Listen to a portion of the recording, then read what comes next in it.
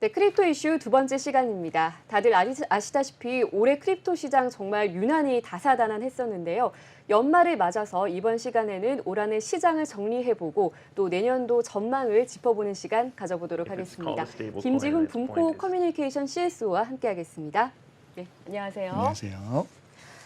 네, 2022년도 올해 정말 암호화폐계에서는 다사다난했던 그런 한 해였던 것 같습니다. 2021년도가 상승장이었다면 올해는 정말 하락장과 더불어서 많은 사건, 사고들이 있었잖아요. 자, 2022년도를 한번 정리하면서 내년도를 전망해보는 시간을 가져보면 좋을 것 같은데요. 먼저 2022년도 암호화폐 겨울, 크립토 윈터에 한몫을 한 주역들을 한번 좀 살펴보는 시간 가져보겠습니다.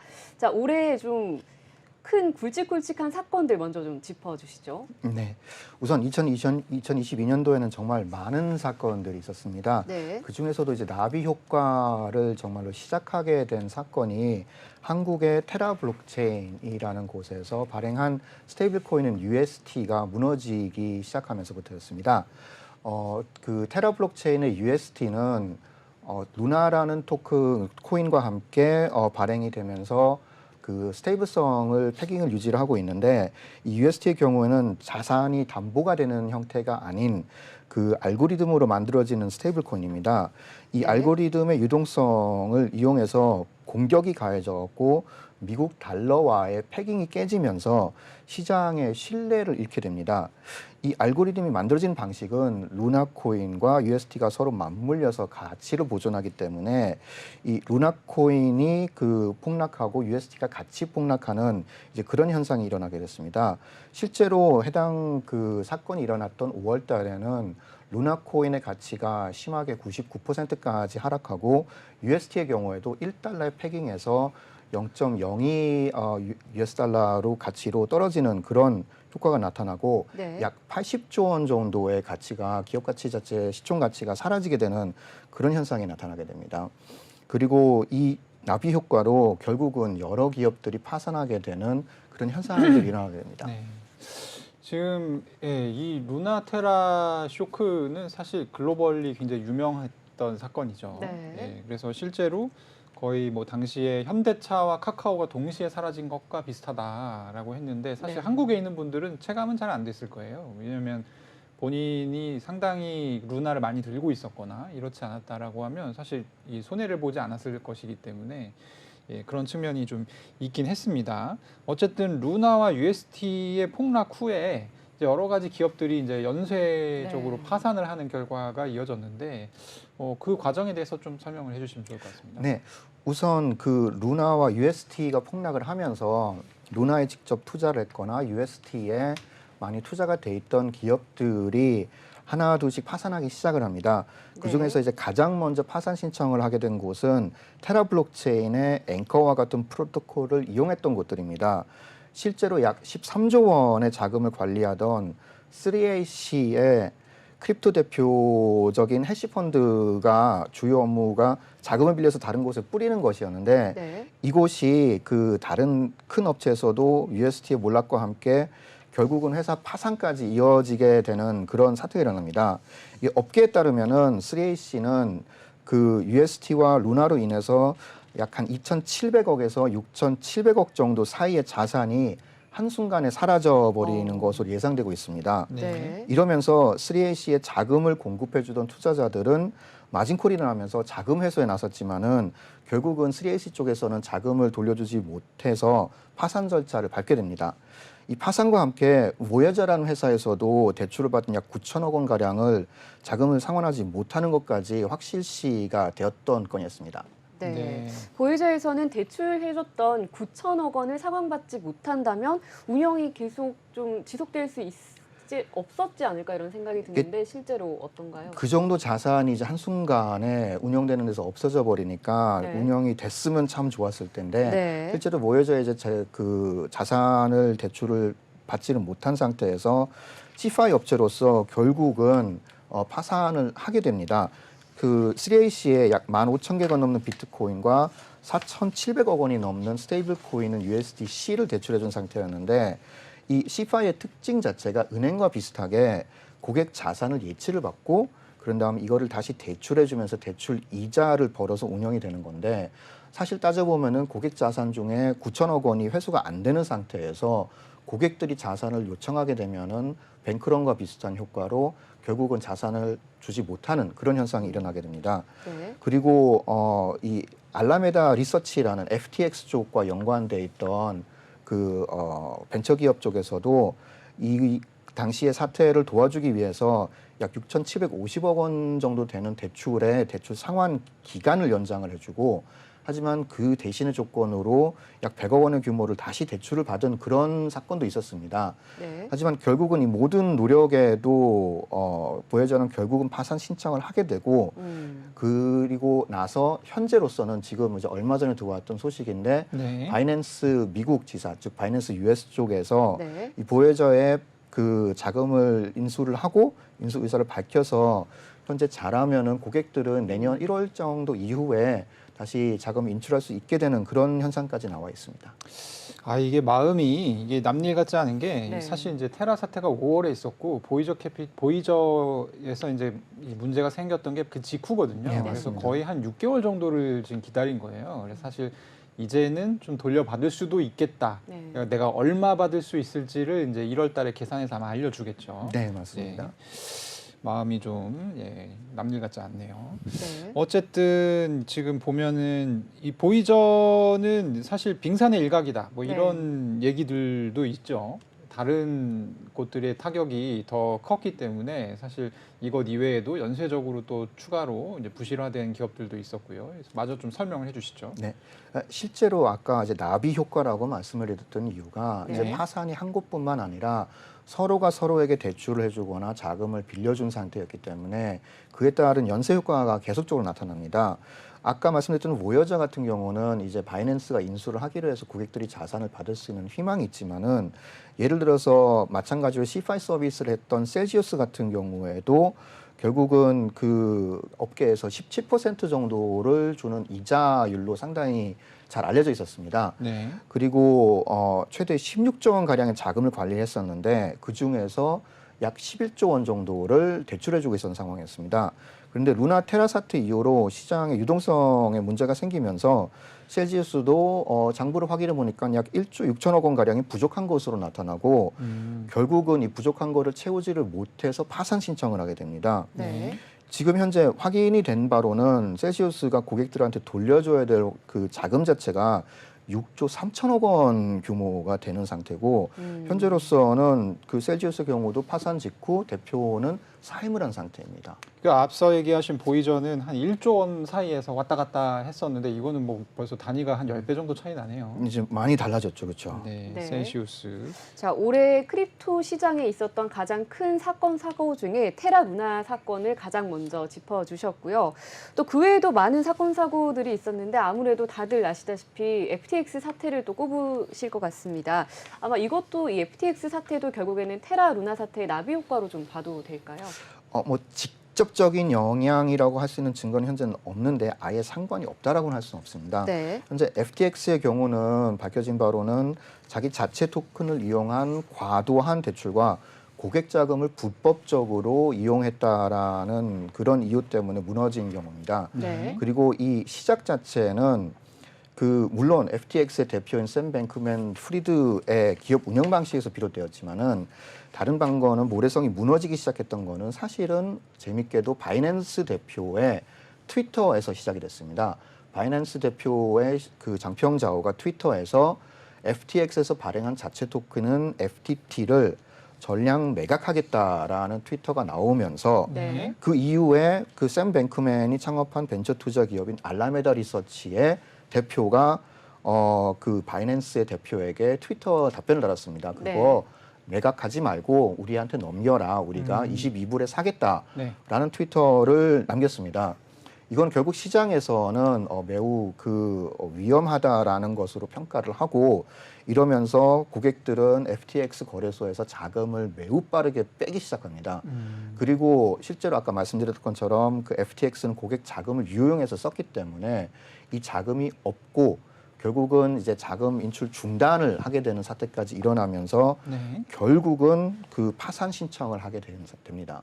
현재 가장 최신 뉴스는 이제 그 FTX 대표인 샘 뱅크맨 프리드는 그 대표직을 물러나고 그다음에 현재 바하마에서 구속이 돼서 미국으로 이송이 된 상태고 네. 현재는 약 3,300억 원의 보석으로 풀려나 있는 상태입니다. 네, 이게 뭐 이제 여러 가지 사실 테라 같은 경우는 전형적인 어떤 블록체인적인 문제라고 볼 수 있겠죠. 왜냐하면 알고리즘 스테이블 코인이라고 했었던 네. 그 블록체인의 주요한 구조가 무너져 내리면서 사실은 파산으로 이어진 경우인데 FTX 같은 경우는 그냥 사실 일종의 거래소이고 한국식으로 얘기하면 통신 사업자에 가깝거든요. 그냥 통신 판매 사업자. 네. 예, 그 블로그나 어떤 쇼핑몰 운영하시는 이런 이제 사업자에 가까운데 거래소라고 이름은 붙었지만 사실 그에 준하는 어떤 고객 보호 의무나 이런 부분들이 전혀 탑재가 되어 있지 않았던 것이죠. 안 했던 거죠. 네, 해야 해야 됐으나 됐었는데 안 했던 안 것이죠. 했던 거고 네. 뭐 실제로 이 건의 경우에는 테라 블록체인에는 그 토큰 이코노미 설계적인 실패라고 볼 수가 있다라면은 네. 물론 그에 대한 책임도 크겠지만서도 FTX의 경우에는 진심으로 사기에 가깝다라고 표현할 수가 있습니다.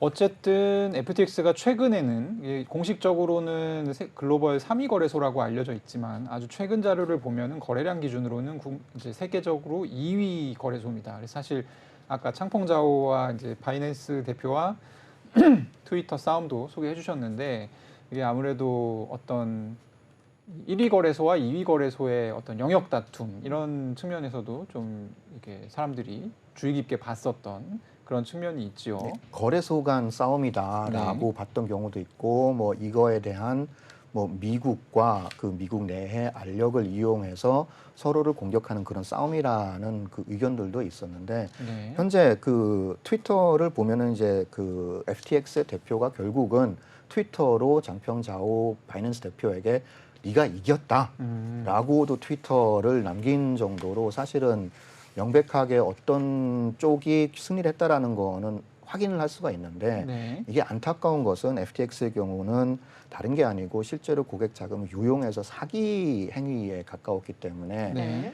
여기서 자금을 인출하지 못한 고객분들이 지금 피해가 상당히 크다라는 게 안타까운 거죠. 이 사태가 이제 사실 11월 초에 발생했는데 지금 한 달을 훌쩍 넘어서 2달이 다 되어 가는데 아직 뭐 정리가 안 되고 있습니다. 네. 그러니까 실제로 이 파산 절차를 진행했던 담당자 분께서도 이거를 하면서 자기 커리어상에서 이렇게 대충 이렇게 큰 기업이 이렇게 대충 회계 장부를 정리하는 것은 처음으로 봤다라고 기겁을 할 정도로 그 메시지를 남기는 그렇기 때문에 네. 실제 기업 규모나 이 사이즈에 비해서는 사실은 진짜 조그만한 그 스타트업처럼 운영됐다라는 네. 그런 말들이 많습니다. 네. 알겠습니다. 자, 암호화폐계 전반에 정말 좋지 않은 나비 효과가 파장을 계속 미치고 있는데요. 제네시스 캐피탈의 경우도 출금 정지와 같은 이런 좀 안 좋은 소식이 들리더라고요. 이것 역시 좀 나비 효과의 일종이라고 볼 수 있을까요? 네, 실제로 FTX의 나비 효과라고 볼 수가 있습니다. 그 FTX 파산으로 DCG 그룹 산하의 제네시스 캐피탈의 출금이 현재까지도 막혀 있는 상태입니다. 네. 제네시스 캐피탈의 경우는 보통 기관급 자금을 보관하고 관리를 해주는 곳이라고 생각하면 되는데 이 중에 이제 미국의 제미니 거래소나 그 한국의 원화 상장 거래소인 고팍스의 고파이 프로그램 같은 데에서 고객 자금을 받아서 제네시스 캐피탈에 맡기고 이자를 제공해 주던 거로 이용했습니다. 실제로 지금 제네시스의 자금 출금이 막혀 있는 상태이기 때문에 현재 제네시스 그 제미니 거래소와 고팍스의 고파이에 그 예금을 넣었던 고객들은 자금 인출이 되지 않고 있는 상황이고 제네시스는 파산 신청을 하지는 않은 상태인데 네. 그 모기업인 DCG 산하에 있는 뭐 그레이스케일와에서 관리하는 GBTC와 같은 가격 하락이 오는 등 각종 나비 효과에 따른 영향들이 커지고 있는 상황입니다. 이게 참고로 DCG라고 해서 네. 예, 이 디지털 커런시 그룹이죠. 굉장히 큰 그룹이고 사실 크립토 산업 전반에 있어서 영향력이 굉장히 뛰어나기 때문에 네. 여기가 무너지게 된다라고 하면 사실 이제 비트코인이 정말 $10,000 이하로 내려갈 수도 있는 그런 좀 상황인데 어쨌든 아주 클리어하게 정리는 안 되고 있습니다. 네. 현재. 이쪽은 정리는 안 되고 있는데 현재 제네시스가 파산 신청을 하지 않는 것으로 봤을 때는 네. 그래도 현재 DCG 그룹에서 버티지 않겠냐? 뭐 버티지 않겠냐라는 이제 그런 견해들도 현재 있는 상태입니다. 네. 어쨌든 뭐 여러 가지 사건 사고가 많았습니다. 2022년도에. 그래서 뭐 좋은 일이 좀 많았으면 좋았을 텐데 네. 올해 5월 이후로는 상당히 안 좋은 일이 많았던 것 같아요. 2023년도 전망은 좀 어떻게 보시는지요? 정말 말씀하신 것처럼 2022년도는 크립토 쪽이랑 암호화폐 쪽에 계시던 분들에게는 상당히 힘들었던 한 해였다라는 것으로 기억이 될 것 같습니다. 네. 그리고 2023년도를 봤을 때도 현재 전반적으로 암호화폐에 대한 신뢰도가 많이 떨어진 상태라고 볼 수가 있습니다. 네. 세계 뭐 3대 거래소 아까 말씀하신 FTX의 몰락이나 뭐 20조 원이 넘는 스테이블 코인이 한순간에 사라지는 그런 현상들이 암호화폐 투자에 결국은 등을 돌리게 하는 그런 현상으로 이어지는 게 사실은 지금 현재의 상황입니다. 네. 네. 그래도 추가적으로 이게 그 2023년도를 봤을 때는 이렇게 어려운 장에서도 지속적으로 프로젝트를 만들고 빌딩을 하는 프로젝트들이 있고 그런 다음에 그 암호화폐 그 탈중앙 금융에 대한 혁신이나 이런 부분도 지속적으로 나오고 있는 상태이기 때문에 2023년도가 쉬운 해가 될 거라고 예상되지는 않지만은 네. 네. 그래도 여전히 암호화폐계에 열심히 프로젝트를 만들고 있는 팀들이 많고 네. 혁신을 가져오는 팀들이 많기 때문에 그것만큼은 암호화폐와 블록체인에 대한 미래 그 기술 적용은 긍정적이라고 생각하는 부분입니다. 이게 아마 질문을 아마 많이 받으셨었을 질문일 건데요. 네. 2023년도에 어쨌든 지금 이제 크립토 윈터라는 거를 부정하는 사람은 없는 것 같습니다. 없습니다. 네. 이제 사람들의 관심은 이 윈터가 언제 끝날 것이냐 네. 이런 부분인데 일단 거기에 대해서는 2023년도에도 빠르게 벗어나기는 좀 쉽지 않을 거다. 빠르게 이런- 벗어나는 거는 쉽지 않을 거라는 게 제 개인적인 견해입니다. 네. 시장에선 여러 가지 견해가 있긴 하는데 뭐 내년 후반부터 뭐 중반부터는 풀릴 수 있다, 후반부터 풀릴 수 있다라는 이런 여러 가지 설들이 있는데 제가 개인적으로 봤을 때는 전반적인 유동성이 다시 움직이기 시작하면은 네. 암호화폐장에도 빠르게 지난번보다 오히려 더 빠르게 화랑장이 올 수 있을 거다라는 예상을 합니다. 지금 이제 말씀하시는 거는 암호화폐 시장 전반에 대한 얘기잖아요. 네. 근데 뭐 주식도 그렇고 어느 시장도 네. 마찬가지입니다만 아주 이제 대세에 맞춰서 대충 이렇게 흐름이 흘러가지만 그 안에서도 좀 독특한 어떤 움직임을 보이는 것들은 주식에도 뭐 특이한 주식이라든지 네, 그렇죠. 이런 것들이 있기 마련이거든요. 네. 코인 특히 이제 크립토 시장에서 좀 주목해봐야 할 만한 섹터라든지 아니면 개인적으로 주목하고 계시는 어떤 코인이라든지 이런 부분들이 혹시 있으면 설명을 좀 부탁드립니다. 저는 개인적으로는 이제 뭐 이번 해나 작년에도 많이 나왔던 메타버스나 아니면 웹3 쪽에 대한 움직임도 네. 여전히 지속적으로 나타나고 있습니다. 네. 즉 일반 웹2에 있던 기업들이 웹 2.0이나 웹3 쪽으로 넘어오면서 블록체인이나 암호화폐 레이어를 추가해서 일반 대중들을 빠르게 블록체인 쪽으로 끌어오는 그런 작업들이 지속적으로 일어나고 있습니다. 네. 이게 한 가지 주목해야 될 부분이고 이것을 볼 수 있는 게 예를 들어 갖고 뭐 스타벅스의 리워드 프로그램이 NFT를 통해서 네. 폴리곤에서 발행된다거나 네. 나이키가 자신의 신발들을 NFT화해서 폴리곤에다가 발행한다거나 하는 이런 그 웹2 기업들의 웹3 진출과 네. 그 외에는 이제 조금 전문적으로 들어가면은 디파이 쪽에 전문화가 더 일어날 걸로 예상이 됩니다. 즉 네. 탈중앙 금융이 이제 그 현재로서는 중앙화된 거래소의 신뢰가 잃어가면서 네. 탈중앙 금융에 대한 그 수요가 조금 더 늘어날 거기 때문에 네. 이쪽이 아직 그 태동 시대라고 생각할 수 있는 게 기술 자체가 그렇게까지 크게 발전이 되어 있는 상태는 아닙니다. 지속적으로 네. 발전이 되고 있는 상태인데 그 속도가 더욱더 빨라질 수 있을 거다라는 생각을 하기 때문에 선물 거래가 됐든 아니면 일반 거래가 되는 그 중앙화 거래소에서 탈중앙 거래소로 넘어가는 네. 그런 것들을 잘 살펴보시면 좋을 것 같습니다. 제가 2017년에 그 이제 컴파운드라고 해서 이 디파이 쪽에서는 약간 조상 역할을 조상님이죠. 하는, 거의 CEO로 인터뷰한 적이 있는데 그때 물어봤을 때 디파이의 세 가지 용처가 본인은 대출, 예치 대출, 그리고 탈중앙화 거래소, 덱스, 그리고 마지막에 이제 보험이었거든요. 네. 근데 사실 그때로부터 한 4년이 지났지만 아직도 이 세 가지 이상의 어떤 용처가 나오지는 않은 상황이에요.